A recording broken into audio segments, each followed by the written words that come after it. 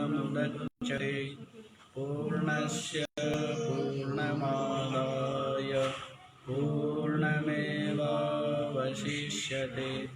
ॐ शान्ति शान्ति ॐ सहना भवतु सहनौ भुनक्तु सह वीर्यं करवावहै तेजस्विनावधीतमस्तु मा विद्विषावहै। ॐ शान्ति शान्ति।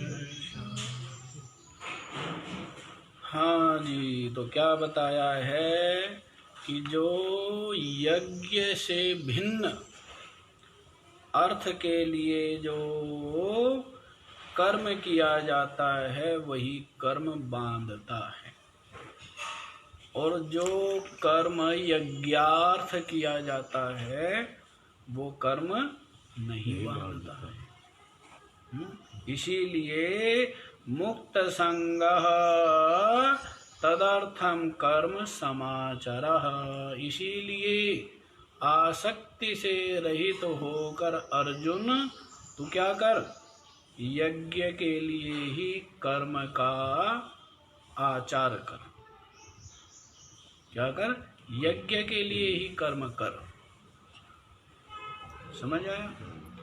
तो क्योंकि यज्ञ से भिन्न बांधने वाला है, तो जो भी स्वार्थ से युक्त होके किया जाता है वो सब का सब क्या करता है, बांधता है।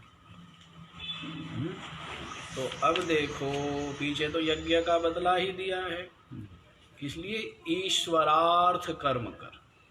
क्या बोला है? ईश्वरार्थ कर्म कर। अब यज्ञ का फिर यहाँ स्वरूप और बतला रहे हैं। देखिए, सह यज्ञः प्रजा सृष्ट्वा पुरोवाच प्रजापतिः अनेन प्रसविष्यध्व मेषवोस्त्विष्ट कामधुक्। सह यज्ञः प्रजाः सृष्ट्वा पुरा उवाच प्रजापतिः अनेन प्रसविष्यध्वम् एष वः अस्तु इष्टकामधुक्।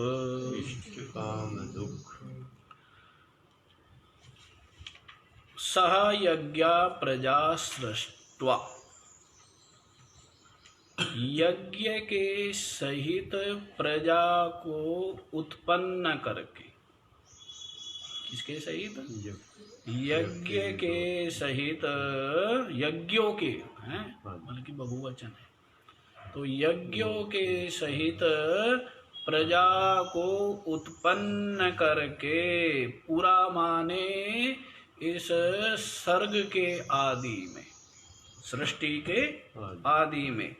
प्रजापति उवाच, प्रजापति ने कहा था। यज्ञों के सहित प्रजाओं की सृष्टि करके, पूरा माने सर्गादौ, सृष्टि के आदि में। प्रजापति उवाच, प्रजापति ब्रह्मा जी ने कहा था। क्योंकि जो सृष्टि है, इस सृष्टि का जो पति है, पालन करने वाला, वो कौन है? ब्रह्मा जी है ना। ब्रह्मा जी के द्वारा ये सृष्टि हुई है। देखो, लोग अध्यात्म को बड़ा ही वो कर दिया,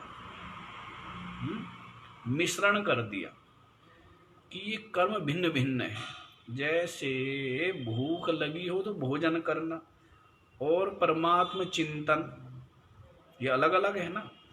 जैसे शरीर को भूख लगी है तो भूख निवृत्ति के लिए भोजन करना, कृषि आदि करना, गाय पालना, ये सब क्या है? एक क्षुधा निवृत्ति के लिए, जीवन निर्वाह के लिए है। लेकिन लक्ष्य क्या है? परमात्म प्राप्ति। परमात्म चिंतन करना।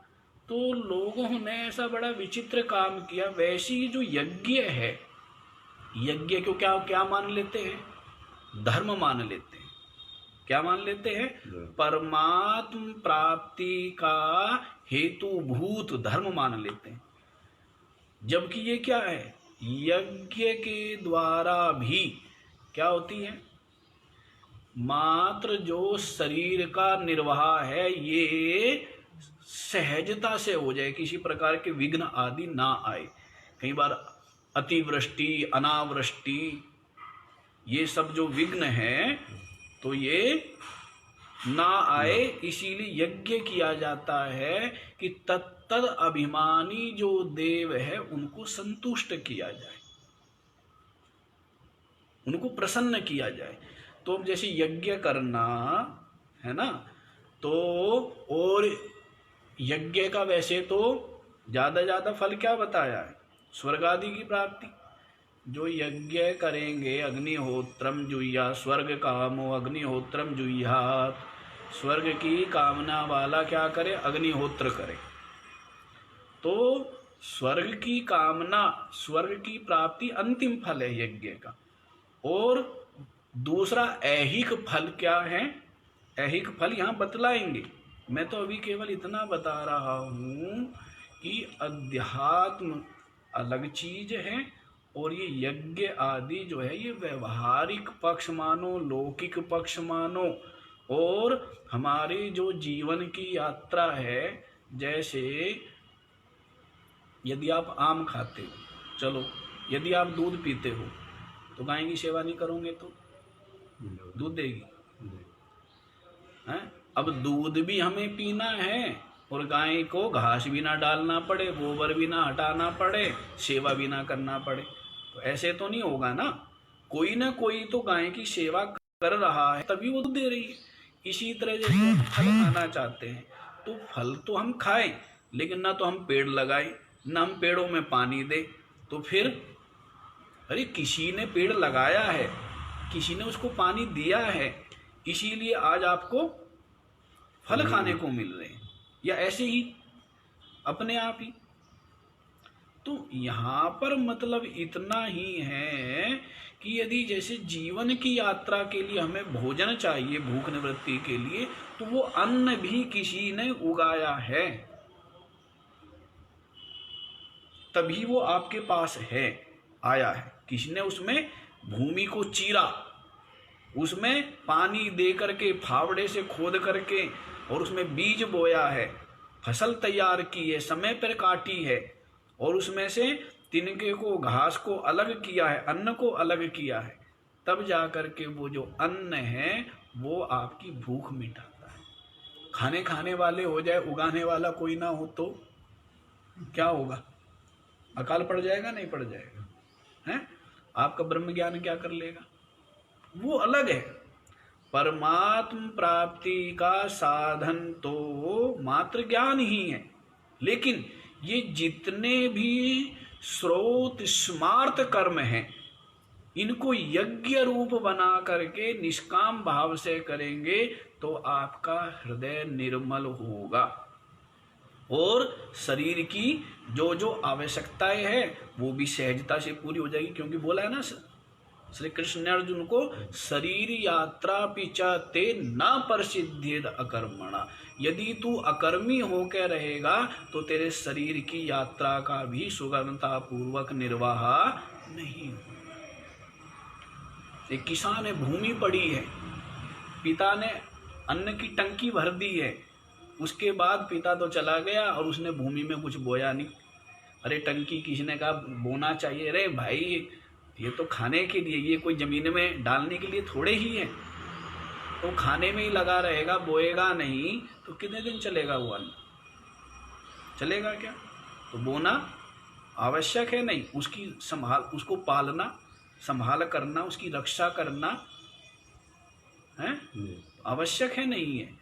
तो ये समझना चाहिए कि ये जो यज्ञ है, इन यज्ञों के द्वारा जो सकाम भाव से करेंगे तो अंतिम फल है इनका स्वर्ग की प्राप्ति। और जो ऐहिक फल है वो ऐहिक फल क्या है? ऐहिक फल है अंतःकरण की पावनता और साथ ही साथ शरीर की जो आवश्यकता है वो भी सहजता से पूरी हो जाए। दूध चाहिए तो गाय पालिए, गाय को प्यार करिए, गाय को घास डालिए, सेवा करिए तो ही वो दूध देगी, अन्यथा आपको दूध। अब समस्या तो आज यही होगी ना, आज किसान भी गाय तो पालना नहीं चाहते हैं, सब डब्बा ले ले करके जा रहे हैं। अब ये पता नहीं भाई डब्बे भर के कहाँ से आ रहे हैं? गाय किसी के नहीं, भैंस किसी के नहीं, वे डब्बे कहाँ से भर के आ रहे हैं? तो वे जो नाली वाली का जोड़ का पानी है ना, उसमें केमिकल वेमिकल डाल करके और वही डब्बे भर करके आपको पकड़ा देते हैं। आप सोचते गाय का दूध मिल गया, भैंस का दूध मिल गया। तो यहाँ ये समझना जरूरी है। देखो मैं कल बता भी रहा था, कर्मकांडी होता तो अलग तरह से इसका प्रतिपादन करेगा, बहुत ज़्यादा अत्यंत खंडन वाला होगा वो अलग तरह से प्रतिपादन करेगा। लेकिन हम लोगों को बड़ा समन्वय रखना पड़ता है और समन्वय करने में फिर तुम जानते ही हो, तो उसको समझना, विचारना, विश्लेषण पूर्वक उसका व्याख्यान करना सहज नहीं हो। तो देखिए समझ लीजिए यहाँ पर यज्ञ के सहित, क्योंकि अब लोग क्या मानते हैं, कुछ हवन हो रहा है हमारे घर, बस वही पूजा है, वही साधना हो गई, वही परमात्म प्राप्ति साधन है।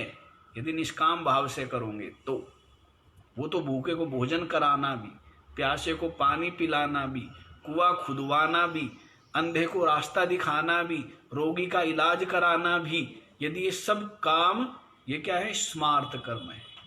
ये क्या है? स्रोत कर्म क्या बताए थे? अग्निहोत्रादि, ये क्या है? श्रौत कर्म है, संध्या उपासना आदि। और ये स्मार्त कर्म है, यज्ञ वे दान करो, ये जो दान करना है, भूखे को अन्न, प्यासे को जल, रोगी को औषधि, ये सब क्या है? स्मार्त कर्म। और ये स्रोत स्मार्त कर्म के द्वारा स्वर्ग की प्राप्ति सकाम भाव से करो और निष्काम भाव से करो तो हृदय की निर्मलता, मल विक्षेप की निवृत्ति रूप जो अंतःकरण की शुद्धि है उसकी प्राप्ति। ठीक है, तो देखो यज्ञ के सहित प्रजा को उत्पन्न करके सर्ग के आदि में प्रजापति उवाचा, प्रजापति ने कहा था, क्या कहा था? अनेना प्रसविष्यध्वम्।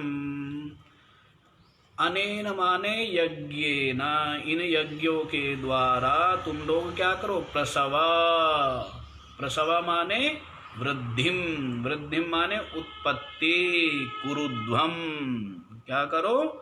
तुम लोग वृद्धि को प्राप्त करो। तुम लोग क्या करो? वृद्धि को प्राप्त करो। किनके द्वारा? यज्ञेन, इन अनेन यज्ञेन, इन यज्ञों के द्वारा प्रसविष्यध्वम्, क्या करो? प्रसव माने उत्पत्ति, वृद्धि को, इष्यध्वम् उसकी उत्पत्ति की कामना करो, कुरुध्वम। समझ आया? तो वृद्धि की क्या करो? वृद्धि को प्राप्त करो, वृद्धिम कुरुध्वम, वृद्धि को प्राप्त करो यज्ञ के द्वारा। एषः वह अस्तु इष्ट काम दुख, एषः माने ये जो यज्ञ है, वह माने युष्माकम प्रति, तुम्हारे लिए। प्रजा को बोला कि इन यज्ञों के द्वारा तुम लोग इष्ट काम दुख अस्तु, इष्ट माने जो भी मनोवांछित है, मनवांछित जो कामना है, उस मनवांछित कामना को क्या करो? पूरा करो। समझ आया? अनेना प्रसविष्यध्वम्, इनके द्वारा तुम लोग वृद्धि को प्राप्त करो। किनके द्वारा? यज्ञ के द्वारा। और ऐसा यज्ञ, ये जो यज्ञ है वह माने तुम्हारे लिए इष्ट काम दुख अस्तु, तुम्हारे लिए क्या होवे हैं, तुम्हारी मनोकामना पूर्ण करने वाले होवे। अभिष्ट जो जो कामना लेकर के तुम लोग यज्ञ करोगे वो कामना पूरी हो, बताएंगे आगे हैं कि यज्ञ के द्वारा किस प्रकार से प्रजा की कामनाएं पूरी होती है, वो भी आगे मूल में ही बतलाएंगे श्लोक में। तो समझ आया ये बात कि यज्ञ के द्वारा क्या होगी, जो जो जैसे स्वर्ग कामो यजेता, स्वर्ग की कामना हो तो यज्ञ करो। पुत्र कामो यजेता, पुत्र की कामना हो तो यज्ञ करो। हैं, पशु कामो यजेता, तो उनमें भिन्न भिन्न तरीके हैं कि किसी में जो है वो दही आदि से हवन किया जाता है, भिन्न भिन्न जो उसकी विधि विधान है। तो उस तरह से करोगे तो वो तत्त फल की प्राप्ति होगी। वही वही फल प्राप्त होगा जैसी कामना से करोगे। तो इन यज्ञों के द्वारा ही वृद्धि को प्राप्त होगी। अब आप ये देखो, आगे चलो जब विषय आएगा वहीं पर बतलाएंगे। ये समझ आ गया, आगे बताऊं? आगे देखो, देवान् भावयता नेना ते देवा भावयन्तु वः, परस्परं भावयन्तः श्रेयः परमवाप्स्यथ। देवान् भावयता अनेना ते देवाः भावयन्तु वः परस्परं भावयन्तः श्रेयः परम अवाप्स्यथ। परम अवाप्स्यथ। हाँ जी, अनेना देवान भावयता। अभी प्रजापति ने जो कहा था ना, वही बात चल रही है। प्रजापति ने क्या कहा था, इन यज्ञों के द्वारा तुम लोग वृद्धि को प्राप्त करो, और ये जो यज्ञ है ये तुम्हारी अभीष्ट जो फल है, कामना है, उसको पूर्ति करने वाले होवे, ऐसा उन्होंने कहा था। तो यज्ञ के इसलिए कहा था ना, सत्य संकल्प है ब्रह्मा जी, तो उनका जो कहा हुआ है वो तब से लगातार यूं ही चल रहा है ना। जैसे सूर्य निरंतर प्रकाश मान बना हुआ है, सबको प्रकाशित कर रहा है, तो ये किसी न किसी के तो संकल्प से ठहरा हुआ है, नहीं ठहरा हुआ है। जैसे स्वप्न भी है तो वो भी किसी के संकल्प से ठहरा हुआ है या नहीं ठहरा हुआ है? जैसे स्वप्न भी स्वप्न दृष्टा के संकल्प से ही भासता है। तो इसी प्रकार ये जो सृष्टि है ये भी, अब ज़्यादा कुछ उसमें नहीं जाएंगे। वैसे हम तो ये मानते हैं कि आपके ही संकल्प से ये सारी सृष्टि जो है वो क्या है, भास रही है। और जब मैं अपने स्वरूप में विराजमान हो गया तो मेरे लिए सृष्टि क्या हो गई, विलीन हो गई, प्रलय हो गया। क्या हो गई, विलीन हो गई, तो मेरे लिए सृष्टि नहीं है। तो जिसमें एक जीववाद को स्वीकार किया है, कई मत हैं, अनेक जीववाद भी है, एक जीववाद भी है। तो एक जीववाद में तो यही है कि जैसे ही आपको बोध हुआ ये सृष्टि वास्तव में नहीं है, ये केवल आपके संकल्प से आपको ही भास रही है। इसलिए आपको जैसे ही अपने स्वरूप का बोध होता है तो वैसे ये जो सृष्टि है ये विलीन हो जाती, सृष्टि नाम की कोई चीज नहीं है। ये एक जीववाद है, लेकिन ये सबको स्वीकारनी है। फिर अनेक जीववाद भी है, तो अनेक जीववाद में ये होता है कि अनेक जीव है, हैं? जैसे अंतःकरण की उपाधि सत्य में नहीं है, उपाधि से, तो अंतःकरण की उपाधि से भिन्न भिन्न जीव मानेंगे। कितने जीव मानेंगे हैं? अनेक से। असंख्य जीव मानेंगे। तो कहते जिस जिस जीव को बोध होगा वही वही जीव मुक्त होगा, बाकी सृष्टि ऐसी ही बनी रहेगी।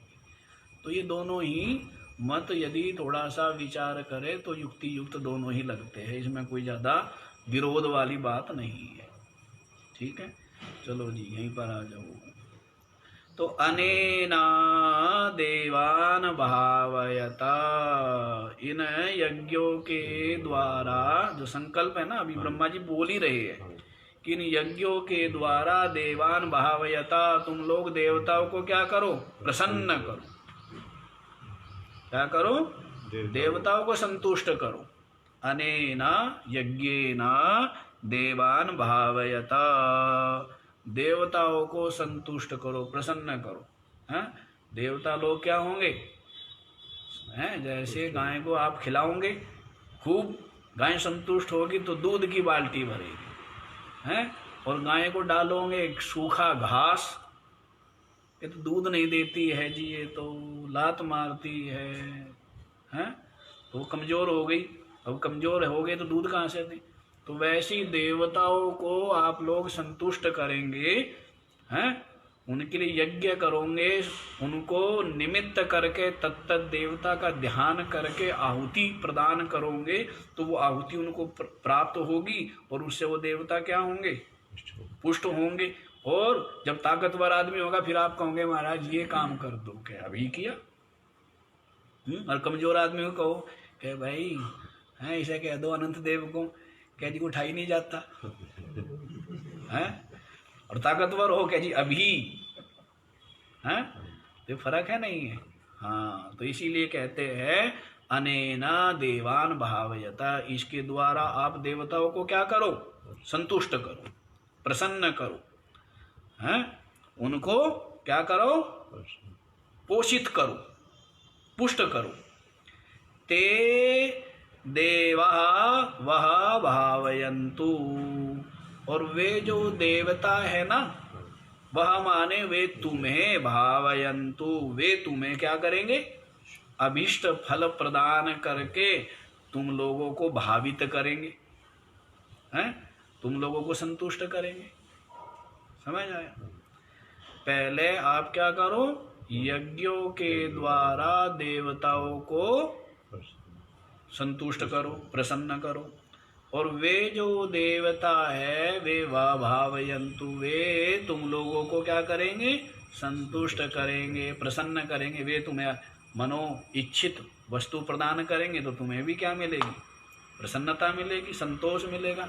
अब भूखा व्यक्ति है, अरे भाई क्यों मुँह लटकाए बैठा है, क्यों उदास निराश बैठा है, क्या महाराज 3 दिन हो गए पेट में एक दाना भी नहीं गया। जब 3 दिन से भोजन नहीं मिला है तो क्या होगा, चेहरा उतर जाएगा ना, प्रसन्नता रहेगी, संतोष रहेगा, हैं, पुष्टता रहेगी, नहीं रहेगी ना।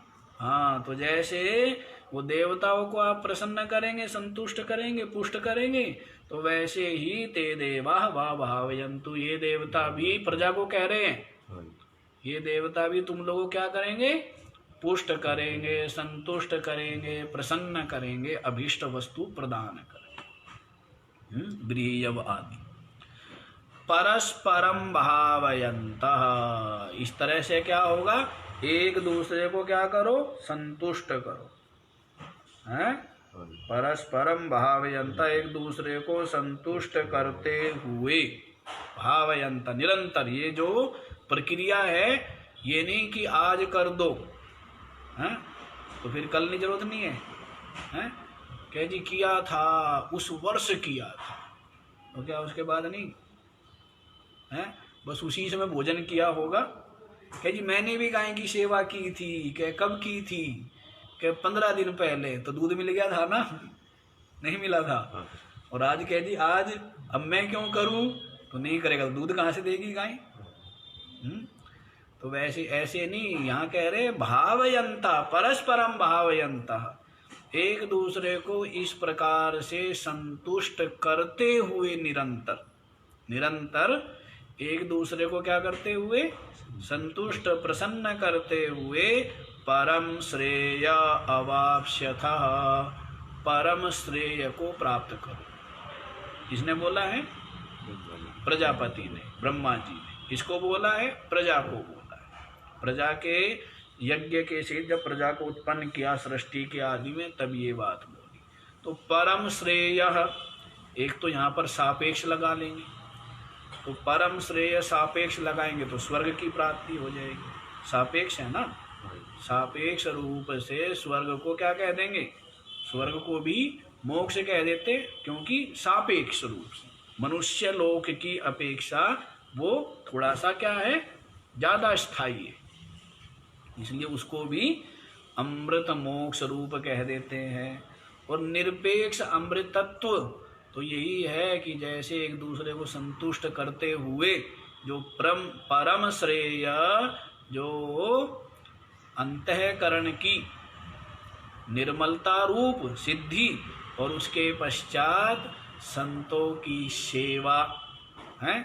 संत जो श्रोत्य ब्रह्मनिष्ठ जो महापुरुष है, संत है, उनकी सेवा आदि के द्वारा उनको प्रसन्न करके, भिक्षा आदि के द्वारा है, पाद प्रक्षालन, पाद है, मुष्टिका आदि के द्वारा क्या करें? उनको प्रसन्न करें। और वे प्रसन्न होकर के महात्मा लोग क्या करेंगे? आपको आगे बता ही देंगे। ये भी सारा कुछ तो बताया हुआ, समझने वाला चाहिए, लेकिन जो आंख के अंधे हैं उनको कौन समझा सकता है? कोई समझा? लोग विचित्र विचित्र बात लेकर के बैठे रहते हैं, जबकि विरोध ही नहीं है। अध्यात्म का इनसे कोई विरोध है क्या? कोई विरोध नहीं है, हैं? और पता नहीं कितनी चीजें बीच में और घुसा दी। अरे कर्म कांड है, वो अपनी जगह है। जैसे रोटी खाने का ब्रह्म चिंतन में, ध्यान में कोई विरोध है? तो फिर जब रोटी खाने का विरोध नहीं, तो फिर तो अन्न उगाना भी विरोध नहीं होगा, या वो विरोध हो जाएगा? क्यों जी? जब रोटी खाना विरोध नहीं, तो रोटी बनाना विरोध है? रोटी बनाना विरोध नहीं है, तो फिर क्या अन्न उगाना विरोध है? जब अन्न उगाना विरोध नहीं है, तो फिर क्या वृष्टि के लिए यज्ञ आदि करना विरोध है? विरोध है कहाँ? एक बार एक जगह में गया, अब पुराने पुराने भगत जो अपने आप को मानते थे कि हम कुछ है, वो आ गए मेरे को। अब मैं ये शायद मेरे बहुत शुरू की बात तो लोगों ने घेर लिया और कहने लगे, अब मैं तो सुनाता था यही सब श्रुतियाँ, तो कहने लगे महाराज ये है, देखो ये विरोध है, ये विरोध है। मैंने उनको समझाया, क्योंकि हमें विरोध कहीं लगा ही नहीं। फिर मैंने उनको कहा, यदि तुम्हें कहीं विरोध लगता हो ना, कहीं भी किसी भी वेद उपनिषद या संतों की वाणी में मेरे पास ले आना, लिख करके ले आना, उस विरोध को सबको दूर मैं करूँगा। मैं तो कहीं विरोध नजर आया नहीं, तो विरोध कहीं नहीं है। विरोध तो आपकी बुद्धि में है। विरोध कहाँ है? आपकी बुद्धि की सीमितपने से। जैसे आकाश भासता है कड़ा की तरह, तंबू की तरह, तो वो आपकी दृष्टि के कारण से आकाश, लेकिन ऐसा नहीं है, वो आपकी दृष्टि के कारण से। तो विरोध कहीं नहीं है। हाँ, विरोध मूढ़ता में विरोध है, अज्ञानता में विरोध है, नासमझी में विरोध है। समझो इस तत्व को कि यज्ञ ये पृथक क्षेत्र है, अध्यात्म ये अलग क्षेत्र है। जैसे भोजन आदि बनाना, भोजन करना, वस्त्र स्नान आदि करना, वस्त्र आदि धोना, झाड़ू बुहार करना, झोपड़े को साफ रखना, कुटिया को साफ रखना, शरीर को साफ रखना, ये अलग चीज है। और अध्यात्म चिंतन, परमात्म निष्ठा अलग चीज है। कोई विरोध है इनका आपस में? विरोध है? विरोध नहीं है। तो इसलिए समझना चाहिए कि कौन सा विषय कहाँ तक के लिए, किसके लिए, समझ आए? हाँ, तो लोगों को यही विरोध जो है, ये विरोधी समाप्त नहीं हो रहे लोगों के। हाँ, आर्य समाज को तो अलग सोच है, उनकी अलग सोच है। तो भिन्न भिन्न जो है बैठे हुए हैं, तो समझना चाहिए इनका यथार्थ स्वरूप। तो काफी प्रयास किया गया है गीता में, समझ आ गया ये? तो परम श्रेय अवाप्स्यथा, इस तरह एक दूसरे को संतुष्ट करते हुए क्या होंगे? समय पर वर्षा होगी, आगे बतलाएंगे। समय पर अन्न होगा, अन्न आदि के द्वारा आप क्या करेंगे, अतिथि को हैं और भिक्षुकों को, ब्रह्मचारियों को, सन्यासियों को संतुष्ट करेंगे, सेवा करेंगे हैं, तो सबको प्रसन्न करेंगे, उनका आशीष मिलेगा, आपका हृदय निर्मल होगा, ज्ञान की पात्रता आएगी।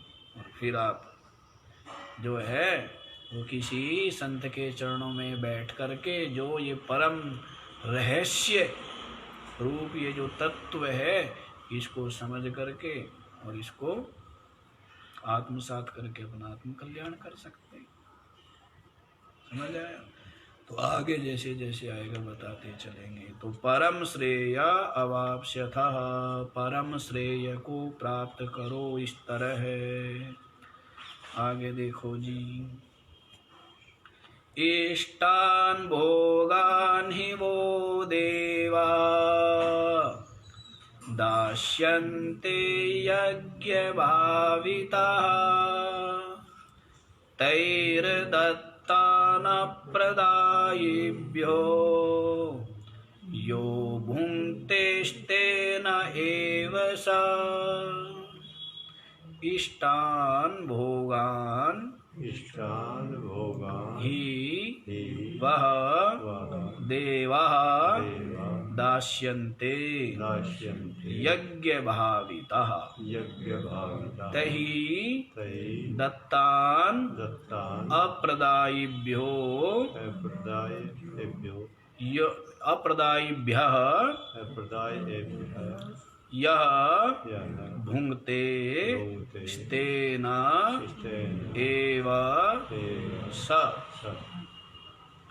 यज्ञ भाविताः देवः, जो यज्ञ के द्वारा जो भावित, संतुष्ट, प्रसन्न हुए हुए जो देव है, यज्ञ के द्वारा क्या है, देवता लोग क्या होंगे, प्रसन्न होंगे, पीछे बता ही दिया है।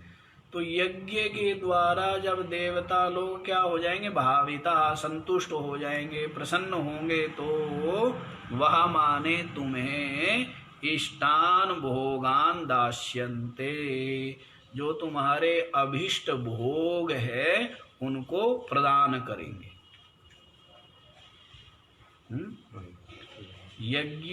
यज्ञों के द्वारा जब देवता लोगों को आप क्या करोगे, प्रसन्न करोगे, तो वे देवता ही माने यस्मात् हैं, जिसलिए, जिस कारण से।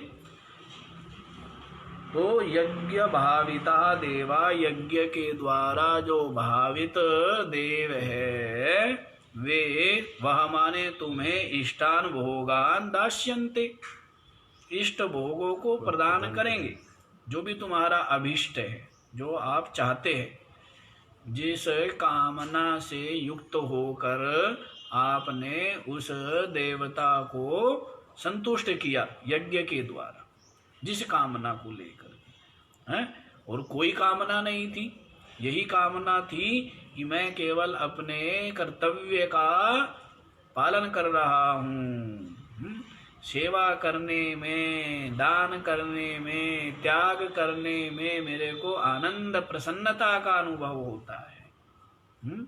तो उससे क्या हो जाएगी, आपका हृदय निर्मल हो जाएगा। किसी किसी को क्या होता है, सेवा करने में बड़ा आनंद आता है, वो एक आदत पड़ जाती है। नहीं, ऐसी भी आदत देखी तुमने, होती है ऐसी भी आदत है। जैसे तेजपाल आदि को देखा होगा तुमने, तो क्या देखा है, वो सेवा करने में कहना पड़ता है उसको, तो सेवा करने में प्रसन्नता का अनुभव, आनंद आता है, कि बस आनंद आता है। क्यों करते हो, कि आनंद आता है? और बस यही है कि गुरु की प्रसन्नता क्या हो, गुरु की प्रसन्नता प्राप्त हो, हमारे अंतःकरण के, हृदय के सारे कालुष्य धुल जाए, सारे मैल धुल जाए, साफ हो जाए, और उनकी कृपा प्राप्त हो। कृपा जब मैल धुल जाएंगे ना, तो परमात्मा प्राप्ति की तीव्र अभिलाषा जागृत, भाई विवेक वैराग्य होगा, और फिर तीव्र जिज्ञासा उत्पन्न होगी, और फिर जब होगी तो बस फिर क्या चाहिए, फिर तो ज्ञान प्राप्त करके बहुत शीघ्र ही आत्म कल्याण कर सकता है। देखो यज्ञ के द्वारा प्रसन्न हुए हुए देव आपको क्या करेंगे, इष्ट भोगान दास्यन्ते, अभिष्ट भोग प्रदान करेंगे। तैर दत्तान अप्रदायिभ्यः, उनके द्वारा दिया हुआ, तही दत्तान माने उनके द्वारा दिया हुआ, किनके द्वारा, देवताओं के द्वारा। देवताओं ने क्या किया, आपको अभीष्ट वस्तु प्रदान की। जैसे आपने यज्ञ आदि की वर्षा नहीं हो रही थी, और फसल के लिए क्या चाहिए था, जल चाहिए था, कि अरे वर्षा नहीं होगी तो भाई हमारी फसल सूख जाएगी या फसल लगा ही नहीं पाएंगे। तो उसके लिए क्या किया, यज्ञ किया। ग्रामों में क्या होते बोलते थे भाई, जग है, जग किया। पूरा गांव जो है एकत्रित होकर के जग करते थे। तो यज्ञ किया, और यज्ञ किया पूरी श्रद्धा भाव से, तो समय पर वृष्टि हुई। वृष्टि से क्या हुआ, अन्न जो है वो जो सूख जाता वृष्टि के अभाव में, वो पूरा लहलाने लगा। वृष्टि हो करके पूरा पूरा तैयार हो गया फसल। उसके पश्चात उस फसल को काट के घर में ला के भर लिया और बस बनाने लगे और खाने लगे। तो ऐसा जो करता है, जब उन्होंने वृष्टि की, अन्न प्रदान किया है, तो आपका क्या बनता है कि उसको बांटे, क्या करें, उसको देना चाहिए। फिर यज्ञ करो, मतलब फिर क्या करो, तो उसको कई प्रकार के यज्ञ हैं। ये भंडारा करना भी क्या है, ये भी अन्न यज्ञ ही है। बताएंगे ना, द्रव्य यज्ञ, तपो यज्ञ, योग यज्ञ तथा परे स्वाध्याय ज्ञान यज्ञाश्च यतयः संसिता व्रता एवं बहुविधा यज्ञा वितता ब्रह्मणो मुखे कर्मजान विदितान सर्वान एवं ज्ञात्वा विमोक्ष्यसे। तो सब बताएंगे, सब आएंगे। तो ये प्रसंग किसका है, ये प्रसंग उसका है जो कल्याण चाहता है, लेकिन अभी अंतःकरण निर्मल नहीं हुआ है, अज्ञानी है, संसारी है। तो उसको संसार में किस तरह से कर्म करते हुए जीवन यापन करना चाहिए, जिससे कि यहाँ पर भी किसी प्रकार का अभाव ना रहे, और साथ ही साथ परमात्म प्राप्ति की योग्यता भी आती चली जाए। कितना सुंदर सब कुछ बना हुआ है, लेकिन सारा जो भी व्यवस्थित जो ये ढांचा है, ये सब का सब क्या कर दिया, अस्त व्यस्त कर दिया। सबका सब क्या कर दिया, अस्त व्यस्त कर दिया है स्वार्थी लोग। अपनी अपनी, क्योंकि संख्या बढ़ाने का बड़ा लोभ होता है? सब हमारे मत अवलंबी हो, हमारे संप्रदाय में दीक्षित हो, हमारे शिष्य बन जाए, हैं, हमें ही बड़ा। और उसके लिए क्या है, कुछ ना कुछ अलग सा करना पड़ेगा। क्या करना पड़ेगा, हैं? जो बात सभी कह रहे हैं वही बात यदि वो भी कहेगा तो कोई उसको स्वीकार करेगा विशेष, हैं? कुछ अलग सी बात कहे तब तो फिर स्वीकार करेंगे लोग। तो ये जो है बहुत स्वार्थी लोग, क्योंकि लोभ जो है ना, ये लोभ, इस लोभ का संवरण करना बड़ा कठिन है।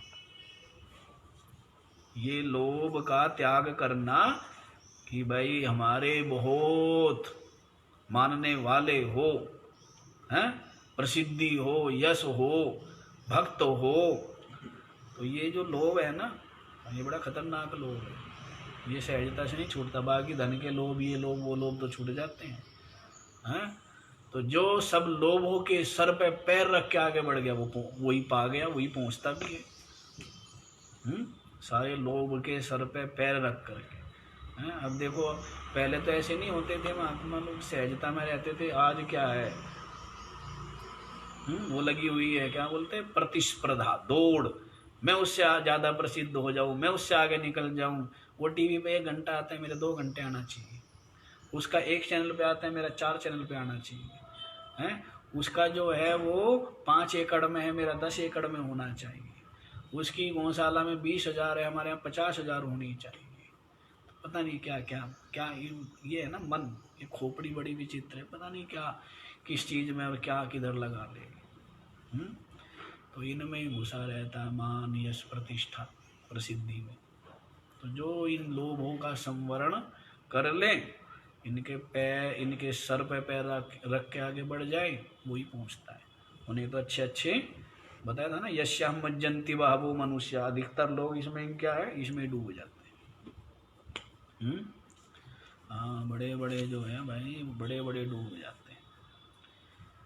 तो तैर दत्तान अप्रदायिभ्य, उनका जो दिया हुआ है, उन देवताओं ने यज्ञ के द्वारा प्रसन्न होकर के क्या किया, आपको अभीष्ट वस्तु प्रदान की। और तैर दत्तान, उनको बिना दिए, उन देवताओं को बिना अर्पित किए, अप्रदायिभ्य, उनके दत्तान में दिए हुए, उनके दिए हुए को उनको बिना समर्पित किए, यह भुंगते, जो उसको उपभोग करता है, स एव स्तेना, वो तो वास्तव में क्या है, वो तो चोर है। सस्तेना एवा, वो तो चोर ही है, तस्कर है वो, है। उठा के सामान भाग गया, एक बेचारे ने कमाया, क्या किया, कमाया है, और दूसरा उठा के भाग गया छीन करके, उसको क्या कहते हैं, चोर कहते हैं ना। तो वैसे ही है कि उन्होंने तो प्रदान किया आपको, उन्होंने प्रसन्न होकर के प्रदान किया कि भाई हमें, हमारे को भी प्रदान करेंगे, जिससे हम भी क्या हैं।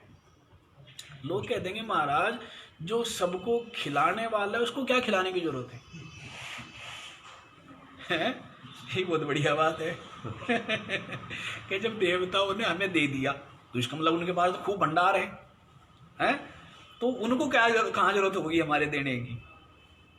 तो ऐसा है भाई, किसी के शरीर के अंदर शक्ति है, तो क्यों शक्ति है, इसीलिए शक्ति है कि वो संतुष्ट है, उसको खिलाया पिलाया हुआ है, इसीलिए वो काम कर पा रहा है। भाई तेरे अंदर तो पहले बहुत शक्ति है, तू तो बहुत काम कर सकता है, तेरे को खाने की क्या जरूरत, ये तूने तो उगाया है, तो तेरे को तो खाने की जरूरत नहीं, तू तो उगाया है ना तूने, ऐसा। उसको तो और ज्यादा चाहिए ना, जो जितना शक्तिशाली है, जितना पुरुषार्थी है, उसको और ज्यादा चाहिए, कम चाहिए, जिससे कि और ज्यादा वो कर सकेगा, नहीं। हाँ, तो इसी बात को कहते हैं कि जो उन देवताओं द्वारा प्रदत्त जो अभीष्ट वस्तु है, उनको बिना समर्पित किए, अप्रदायिभ्य, बिना दिए हुए ही, या भुंगते, जो उसका उपभोग करता है, सस्तेन एवा, वो तो क्या है वास्तव में, चोर ही है। गांव में पहले थे ना, हम लोगों को समझ में नहीं आता था, बड़ा विचित्र था कि भाई ये नाई का और ये धोबी का, वो एक एक भर भर के, जैसे अनाज होता था ना, तो घर लाने से पहले वहीं पर पैर बोलते हैं ना, पैर में, खेत में ही। ये तो हमारे समय का है, अब तो नहीं चलता होगा सब, ये कुछ जगह चलता है, हमारा सब इधर नहीं रहा, इस क्षेत्र में नहीं रहा। हाँ। पहले होता था कि भाई ये जो हमारा जो पुरोहित है बेचारा, पूरा वर्ष भर सेवा करता है, ये ब्राह्मण के लिए, ये नाई के लिए, ये धोबी के लिए, हैं, जो हाँ। तो एक दो जगह ऐसा है, तो वो कह रहे थे मेरे को कि हमारी तो ज्यादा मौज है, पुराना जो तरीका था ना वही अच्छा था, अब ये जो धन के आश्रित तरीका हो गया, इसीलिए तो सब जगह क्या है, धन की ज्यादा तृष्णा होगी, इसीलिए दुखी हो गए लोग। वही तरीका अच्छा था, एक दूसरे के सुख में, सुख दुख में शामिल। अब किसी को क्या मतलब है, किसी का यजमान का या पुरोहित का बालक बीमार हो, कोई दुर्घटना हो, तो किसी को कोई मतलब नहीं है। पहले कि भाई यदि यजमान का बेटा बीमार है, तो वे समझते थे जितने भी सहयोगी थे कि भाई हमारा ही बेटा बीमार है, क्योंकि हमारे यजमान का बेटा बीमार है। नहीं, अब किसी नाई का बेटा बीमार है तो वो उसका बेटा बीमार नहीं है, वो समझता था कि भाई हमारे अब वो 100 लोगों का नाई है मान लो, तो उसको 100 के 100 घर उसकी चिंता करते थे नहीं करते थे? है? तो कितना एक दूसरे से संबंधित है। आज के लोग में कहेंगे महाराज आज का समय बढ़िया है, पहला समय तो अच्छा नहीं था। क्यों? क्योंकि मोह होता था, लगाव होता था। तो लगाव तो आप कहते हो छोड़ना ही है, आसक्ति तो छोड़नी है, सही है। पर जिसको आप छोड़ना कह रहे हो ना, वो छोड़ना नहीं है, वो पशुता है। कई लोग कहते हैं कि महाराज जी विदेशी तो बड़े वैराग्यवान है, इनको तो ना घरवाली से मोह, ना संतान से मोह, ना माता पिता से मोह, तो ये कितना वैराग्य है? वैराग्य उनको। शरीर का मोह पूछो उनको कितना है, विषयों की आसक्ति पूछो कितनी है उनको। तो ये भी समझ लो, ये भी विषय बहुत गहन बता रहा हूं।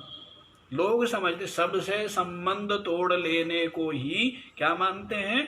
मोह का त्याग। नहीं, ये मोह का त्याग नहीं है, ये मूढ़ता है। इसको भी समझ लो, अधिकतर लोग इसमें भ्रमित है। अब विदेशी जो है उसके लिए क्या है, जिसको हाँ जी, तो उनको मतलब तो ये चीज सबसे संबंध तोड़ लेना मोह का त्याग नहीं है। मोह का त्याग है अपने जो सुख की आशा करना है दूसरों से, स्त्री से, पुत्र से, धन से, परिवार से, किसी और से जो सुख की आशा करना और उसको सुख भोग के लिए उससे संबंध रखना, उसका सेवन करना, ये मोह है, ये आसक्ति है। संबंध तोड़ लेना मोह नहीं है, मोह का त्याग नहीं है। इस चीज को भी निकाल देना भ्रम को। अधिकतर लोगों का यह भ्रम है, क्योंकि एक बहुत पढ़े लिखे आदमी, नाम नहीं बताऊंगा, इतने बड़े आईएएस अधिकारी है, बहुत महात्माओं के समाज में ये बात उसने कही। उसने कहा महाराज विदेशी जो है, विदेशी तो फिर ज्यादा पात्र हो गए, अधिकारी हो गए, क्योंकि उनका तो किसी से मोह ही नहीं है, हैं? तो फिर सब विविध प्रकार के समाधान देने लगे। पर ये हमने समाधान दिया चिंतन करके कि लगता क्या है? लगता तो यही है कि विदेशी तो बड़े निर्मोही है, लगता है ना, पर वे निर्मोही है क्या? इतना मोह, इतनी आसक्ति कि पूछो ही मत। मतलब उनके अंदर स्वार्थ के अलावा और कुछ नहीं है। वो व्यक्ति किसी से संबंध रख रहा है, स्त्री से या पुत्र से या किसी से भी, केवल स्वार्थ के लिए, तो इसको क्या मोह का त्याग मानेंगे? संबंध सबसे रखो, स्वार्थ का भाव ना हो, ये मोह त्याग है। सुख की इच्छा उनसे ना हो, ये मोह का त्याग है। समझ आई बात? तो यहाँ जो ये पुरानी पद्धति थी, आज लोग समझते हैं महाराज आज तो लोग सब निर्मोही हैं, किसी को अपने भाई से मतलब नहीं, अपने चाचा ताऊ से मतलब नहीं, अपने दादा दादी से मतलब नहीं, अपने कुल गोत्र, अपने कुनबे से मतलब नहीं। तो आज के लोग ज्यादा समझदार है ना, पहले लोग मूर्ख थे, लगाव रखते थे। समझ आया? मूर्ख थे, समझदार थे, उनका क्षेत्र व्यापक था, वो सबको प्रेम करना जानते थे, त्याग का भाव था, देने का भाव था, लेने का नहीं। सांत्वना देने का, हिम्मत देने का, प्रेम देने का, सब क्या भाव था? केवल देने का भाव था, लेने का। तो जहां देने का भाव होता है वहां क्या है? त्याग है। और जहां लेने का भाव होता है वहां क्या है? स्वार्थ है। तो लेने का भाव जहां है ये मोह है, और देने का भाव जहां है वो त्याग है, वो दान है, वो सेवा है, वो उपकार है। समझ आया? तो इसलिए ये मत समझ लेना कि संबंध तोड़ना ही मोह छोड़ना है, इस भ्रांति को भी निकाल देना। तो ऐसा नहीं है, समझ आई ये बात? तो सबको दे करके जो पुरानी पद्धति थी ना, प्रक्रिया, वही ठीक थी, वही। क्योंकि वो तो यात्रा की बात है, यात्रा पर चल रहे हैं, 1 से भले 2, 2 से भले 4, 4 से भले 40, 40 से भले 400, क्या दिक्कत है? यात्रा पे जा रहे हैं ना, सबका एक ही लक्ष्य है नहीं, सबका एक ही तो लक्ष्य है, परमात्मा प्राप्ति। तो हम मिलजुल के प्यार से रहे, एक दूसरे के सहयोग करे, तो कठिन से कठिन काम भी वो सरल हो जाता है। पहले ग्रामों में सब लोग मिलजुल के रहते थे। काम जो थे, आज गन्ना लगाना है, आज धान लगाना है, हैं? आज गेहूं बोना है, कितना आसान था। और आज इतना सब काम सारे खुद करने पड़ेंगे। पर आदमी दुख में ही सुख मानने लगे। एक महिला परिवार में रहती, एक लड़की ब्याह होकर रहती, तो कितना संस्कार सीखती है, हृदय की निर्मलता सीखती, सेवा मिलता उसको, दादी की सेवा, सास की सेवा, ससुर की सेवा, परिवार की सेवा मिलती। आज वो आती है ब्याह होकर के, वो कहे मेरे को न्याय अलग चाहिए शहर में। अब सारे लाभ से वंचित रहेगी। अब ना उसके अंदर कभी धैर्य आएगा, न सहन शक्ति आएगी, न त्याग की भावना आएगी, न कभी किसी प्रकार का कोई सेवा उसको मिल पाई। दुर्भाग्य है उसका, वो तो पशु बन के रह गई। जैसे एक जो पशु बांध दिया है, वो तो पशु बन के रह गई। उसने तो केवल बनाया है, खाया है, बाकी और कुछ नहीं किया। तो ये संस्कार ही नहीं है, ये शिक्षा ही नहीं है। जीवन व्यर्थ चला गया उस व्यक्ति का जिसके जीवन में सेवा नहीं है। उसका कोई जीवन है? जिसके जीवन में त्याग नहीं, तप नहीं, सेवा नहीं, कोई जीवन है उसका? उसका कोई जीवन नहीं है। महाराज बड़ी मौज आ रही है, क्यों? कह जी बस वहां से भिक्षा आ जाती है, आराम से जीवन कट रहा है, ना कुछ करना ना। धिक्कार ऐसे जीवन को, ऐसे जीवन का नहीं। मौज को, ऐसे आराम को, ऐसी सुविधा को, ऐसे वैभव को धिक्कार करता है, वो वास्तव में क्या है? चोर है। और आगे देखो, आगे क्या बता रहे हैं, आगे वाला तो सुनी लो। यज्ञ श्रेष्ठाशिनः सन्तो मुच्यन्ते सर्वकिल्बिषैः भुञ्जते ते त्वघं पचन्त्यात्मकारणा यज्ञशिष्ट अशिनः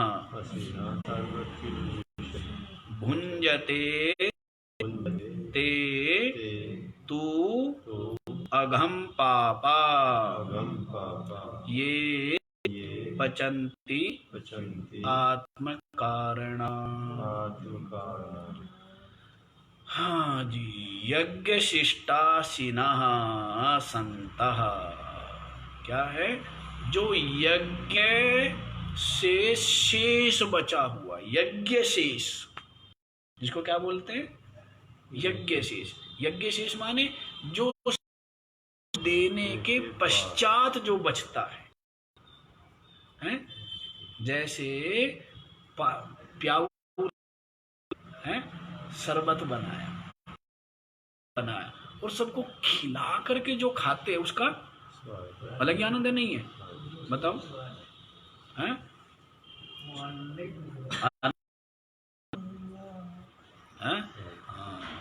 मुझे तो सच्चिदानंद जी ने तो प्रैक्टिकल किया है ना, बना के, और क्या किया हुआ, खिलाया हुआ है, खाया हुआ है, हैं? तो उसका एक अलग ही आनंद होता है। नहीं, कुछ भी काम आप सेवा भी करोगे, कोई भोजन ही बनाना नहीं, कुछ सेवा किया आपने घंटा 2 घंटा, उसके पश्चात हाथ पैर धो के प्रसाद करते तो अलग आनंद है, नहीं है?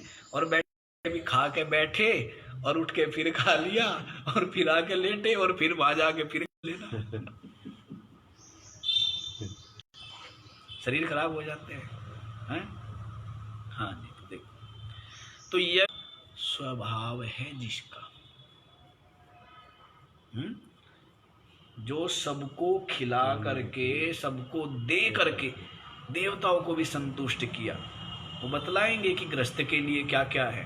5 प्रकार के जो पाप है वो गृहस्थी से नित्य प्रति होते ही रहते हैं, न चाहते हुए भी अनायास। कहाँ? एक तो ओखली में क्या करते हैं? तो कोई ना कोई जीव जंतु मर ही जाता है। एक चूल्हा जलाते हैं, चक्की पीसते हैं, और एक जो जहां पानी रखते हैं, और क्या रह गया? 5 तो नहीं हुए। एक तो है झाड़ू लगाना, कंडनी भूल ही गए थे। तो समझ आया क्या क्या? एक तो जो ओखली में कूटते हैं कुछ, वो कोई ना कोई जीव जंतु मरता है। चूल्हा जलाते तो ईंधन में कितने जीव जंतु होते हैं। पीसते हैं तो कोई जीव जंतु मरते। पानी जहाँ पर रखते हैं तो वहाँ पर जीव जंतु हो जाते हैं, तो वहाँ पर वो मरते हैं। और झाड़ू लगाते हैं तो ये 5 जो पाप है ये गृहस्थ से नित्य प्रति होते रहते हैं। हाँ जी, वो भी सब आ जाएंगे। तो उसके लिए क्या बताए हैं? तो 5 प्रकार के उसके लिए महायज्ञ बताए, 5 महायज्ञ। उनका विचार हम लोग जो है वो कल बताएंगे विस्तार पूर्वक, कि इन 5 पापों का निरंतर क्या हो, प्रायश्चित हो और इनसे मुक्ति मिले। तो उसके लिए गृहस्थी के लिए क्या है? 5 प्रकार के पाप, मतलब यज्ञ बताए पापों से मुक्त होने के लिए। तो पहले इसका अर्थ समझ लो। तो इसलिए ये देखो कि जो यज्ञ करता है तो यज्ञ शिष्टासीनः, यज्ञ से जो शेष बचा हुआ है उसको असीनः माने खाने वाला।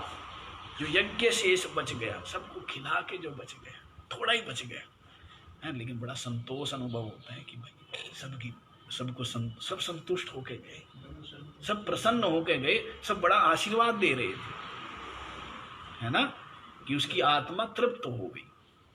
नहीं, खिला करके खाने का स्वाद, एक महात्मा कहते थे, खाने का जो स्वाद है वो जीव का है, और खिलाने का जो स्वाद स्वभाव है वो ईश्वर का है। खिलाने का है?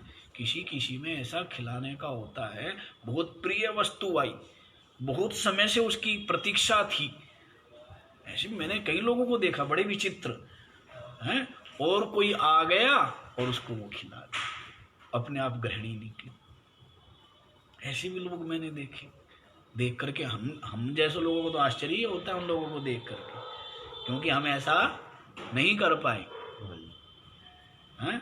लेकिन ऐसा बहुत लोग, गुरुचरण दास थे गौशाला में जो था ना बाबा, तो वो उसका बड़ा वो था, दूसरों को खिला करके ही खाने में संतोष का अनुभव करता था। अपने आप कहीं दिन का चाहे भूखा हो, दूसरों को खिला के बड़ा संतोष अनुभव होता था। तो ऐसे कई लोगों को देखा है। तो खिला करके दूसरों को संतोष का अनुभव करना, सुख खिलाना ही वास्तव में। बताया था ना कि एक गुरु ने शिष्य को लड्डू दिया, क्या बेटा खा लेना, बड़ा स्वादिष्ट है। तो उसने आधा तो किसी को खिला दिया, कोई भूखा था, आधा खा लिया। तो गुरुजी ने पूछा, बेटा खा लिया? क्या गुरुजी आधा खा दिया, आधा गिरा दिया। तो गुरु ने कहा, इतना बढ़िया चीज थी, इतना स्वादिष्ट था, गिरा क्यों दिया? क्या गुरुजी जो मैंने खा लिया वो तो गिरा दिया, और जो मैंने दूसरों को खिला दिया वो मैंने खा लिया, वास्तव वही तो मेरे को मिलेगा, और जो मैंने खा लिया वो तो गिरा। इतना त्याग की बात है? सुनने समझने में तो बड़ी साधारण सी बात लगती है, साधारण बात है? अपनी प्रिय स्वादिष्ट वस्तु का भूख होते हुए और तब परित्याग करना, दान करना नहीं है ना। आ जाओ। तो यज्ञ शिष्टासीनः संतः, जो यज्ञ शेष खाने वाले जो विवेकी संत लोग है, सर्व किल्बिषही मुच्यन्ते, समस्त पापों से मुक्त हो जाते हैं।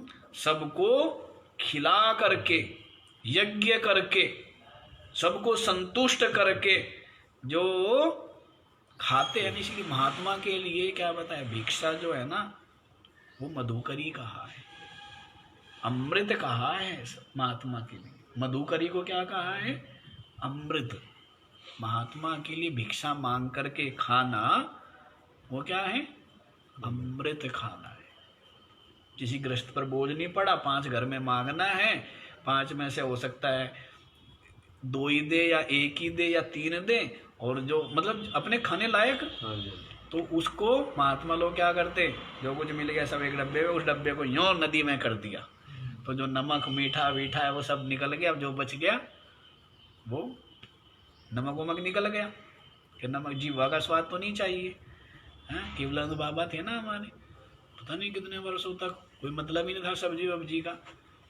पानी धूप में रख देना, रोटी ले जाना, रोटी उस पानी में भिगो देना, नमक वमक डाल करके और बस खा लेना। पता नहीं, क्योंकि मिर्ची चटनी वटनी कुछ खाते ही नहीं थे। तो हमने इतने समय से जब से हम आए थे हमने कभी उसको नहीं देखा सब्जी खाते, कभी भी नहीं। बस उसका भोजन यही था, गरम दूध हो गए तो गरम दूध में रोटी में डाल दी, या फिर पानी में ही अधिकतर होता। और पानी भी नहीं, कभी तो गरम करके लेके डब्बा, वो तो बाद में गरम करके लेके, नहीं पहला तरीका ये था धूप में अपना कटोरा रख देना धूप में सूरज की तरफ मुंह करके, उसी में वो गरम गरम हो गया, उसी में अपना रोटी डाल दी, खा ले। कितना संतोष। क्यों जी, ब्रेड पकौड़ा है? हाँ जी, देखो, तो सर्व किल विषय उच्यन्ते, समस्त पापों से मुक्त हो जाते हैं ऐसे लोग जो यज्ञ में बचा हुआ खाते हैं। और भुंजते ते अघम पापः, पापः माने पापात्मा है। आजकल क्या बोलते हैं? पापा बोलते हैं। पिता को क्या बोलते हैं? इसका मतलब ये बताते हैं कि तू पापी है। पापा का मतलब क्या होता है? पापी। समझ आया? गाली देते हैं कि तू पापी है, तूने पाप किया, मेरे को पैदा करा है, कि तू पापी है। पापा ही बोलते हैं ना सब, तो पापा नहीं बोलना चाहिए। क्या बोलना चाहिए? पिताश्री। क्या बोलना चाहिए? पिताश्री। पालन करने वाला है जो, तो क्या करने वाला है? रक्षा करने वाला है, पालन करने वाला है, पोषने वाला है, वो पिता है। ये पापा क्या होता है?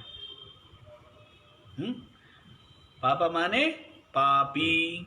तो पापा, वे पापी है, पापात्मा है। ते ये आत्म कारणात पचंती, जो केवल अपने लिए ही भोजन पकाते हैं। ते पापा, वे जो पापी लोग हैं, अगम भुंजते, वे वास्तव में पाप को ही खाते हैं। समझ आया?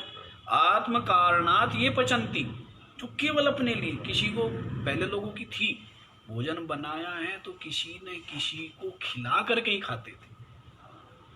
और नहीं तो गाय को रोटी दे दो, कुत्ते को रोटी दे दो, कोई अतिथि आए तो उसको खिलाओ। उसके पश्चात अब क्या मतलब है? बने सीधी आ जाए तवे पे, सीधी क्या है? सीधी अंदर आए। तो उसको क्या बोला? ये आत्म कारणात पचंती, जो केवल अपने लिए पकाते हैं भोजन। आज के गृहस्थी लोग ऐसे ही हो गए ना, ना गाय को, ना कुत्तों को, ना पक्षियों को, और ना कोई अतिथि, ना किसी भिक्षुक को। तो वो क्या है? वो दे नहीं। तो वे पापी है। आत्म कारणात ये पचंती, जो केवल अपने लिए पकाते हैं। ते पापा, वे क्या है? वे पापी लोग। अघम भुंजते, वास्तव में पाप ही खा रहे हैं। क्या खा रहे हैं? पाप खा रहे हैं। पीछे बताया था ना कि अन्न के आश्रित ही पाप रहता है। व्यक्ति का पाप किसके आश्रित रहता है? उसके अन्न के आश्रित। बताया था ना कि दुरितम ही मनुष्याणाम अन्नमाश्रित्य तिष्ठति, यो यस्यान्नमस्नाति स तस्यास्नाति किल्बिषम्। कि मनुष्य के जो पाप है वो अन्न के आश्रित रहते हैं। तो यो यस्यान्नमस्नाति, जो जिसका अन्न खाता है ना, वो वास्तव में अन्न नहीं खा रहा है, वो उसके पाप खा रहा है। उसके पाप उसके पास आ रहे हैं। इसलिए महात्माओं को ज़्यादा भजन करना चाहिए। हैं? यो यस्यान्नमस्नाति सो तस्यास्नाति किल्बिषम्। बाकी का विचार कल करेंगे इसको।